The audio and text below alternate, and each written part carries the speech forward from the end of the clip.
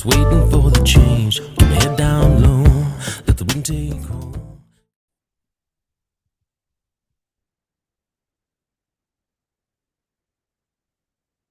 Okay, Jay Fallon here. This is the Slippery Slope. Today's episode is going to be fairly cut and dry. Not a lot of commentary as such or opinion, uh, but just stating the facts as have come out in this report by Alex Berenson. I like reading Alex Berenson's reports. His Substack full of a lot of information. We're going to go through this latest report that came to me this morning. I was reading it. So the headline says urgent cancer deaths rose in Japan in 2022 and 2023 post mRNA COVID shots. Thus, the reason why there's not a lot of commentary. So, yeah, just going to go through, just read through this for you with you. I'll bring it up so everyone can check it out. I would encourage you to check out Alex Berenson's Substack yourself. There's a lot of good reports on there. He's still fighting the good fight for against COVID, and he got caught up in it all and basically attacked by Joe Biden's White House. Anyway, let's go through this report here. So there's the headline there. Yep, cancer deaths rose in Japan 2022, 2023.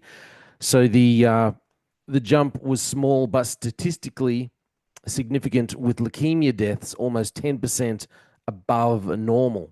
This is the clearest signal to date of a link between COVID vaccines and cancer. Japan had about 12,000 more cancer deaths than expected in 2022 and 2023.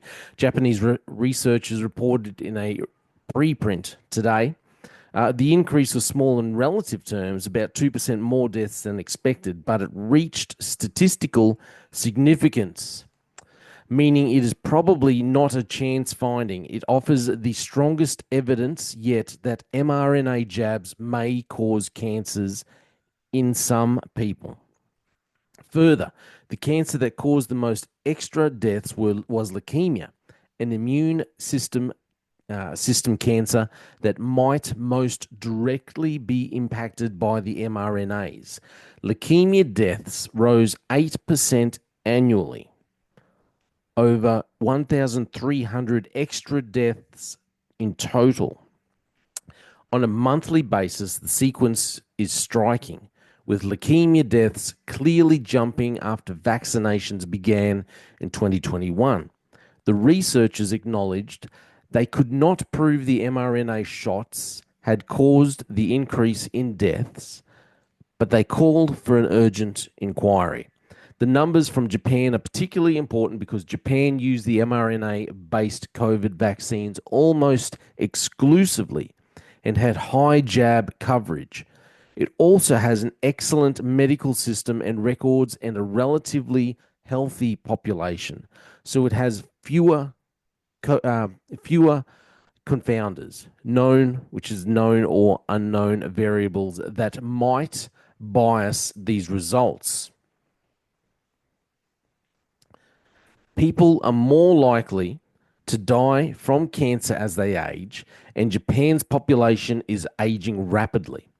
So demographic researchers have to adjust for the average age of a population to fairly compare changes year by year. These researchers did so, using techniques very similar to those that Japan's official government agencies use. They reported 7,160 extra deaths in 2022, about 2.1% above the expected total, and 4,730 in 2023, 1.4% above expectations.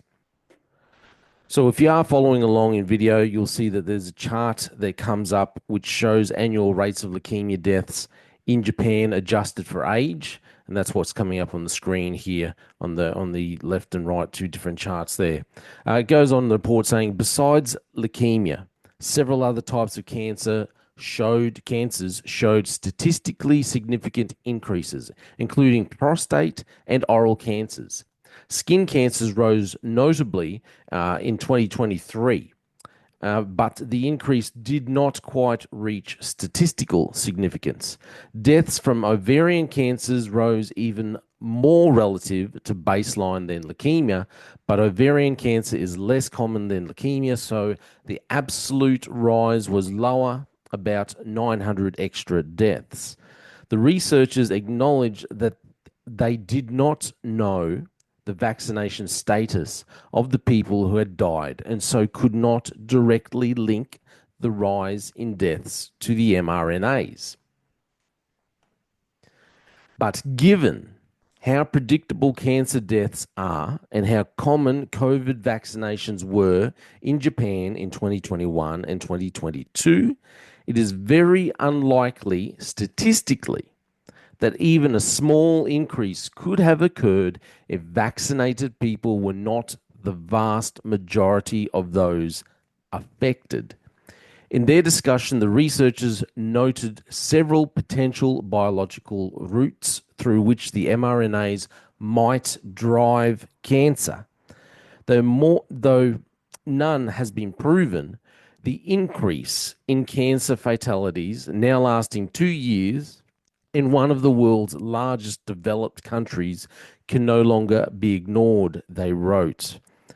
The coincidence of the timing requires an urgent and rigorous investigation, including analysis by vaccination status and clinical validation, they wrote.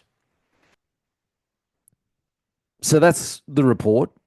Very serious. This information coming out from Japan. It's going to be interesting to see what other information is allowed to come out.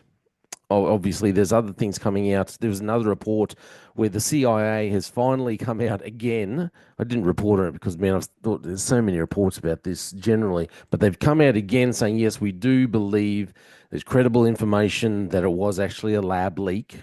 You know, we all know it was. We all believe it was. I think anyone who's watching this podcast, you're gonna believe that it was. There's no such thing as coincidence when it comes to these things. I do not believe. But the CIA came out again and said, yes, there's credible evidence that this was a lab leak. That's how we ended up with COVID-19. So the question is, was COVID unleashed upon the world on purpose? I think it was. And secondly, was the mRNA vaccine unleashed upon the world on purpose and not because it was actually a cure or to prevent COVID-19? Was it actually unleashed upon the world because in the long run, it would help bring down population of the globe? These are the questions. Will we ever find out the truth? America's at the moment, the only Western nation, I think, that has a leadership team that's actually willing to look into these things. We sure as heck do not have it in Australia. They are willing to go along, they're willing to go along with the false information that obviously this all came out of the wet market and all this kind of thing. We do not have the government that's willing to look into this, these kinds of scenarios, these kinds of theories properly.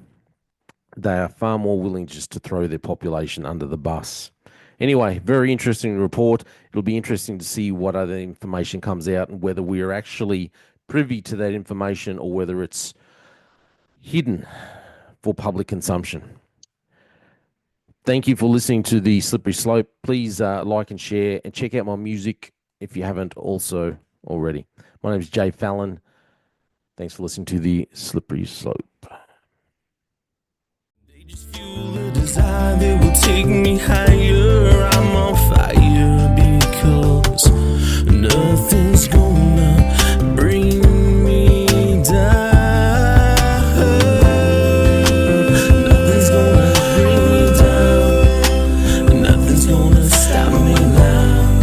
No more deals to be done. No nothing's gonna focus on me goal. Nothing's gonna stop me now.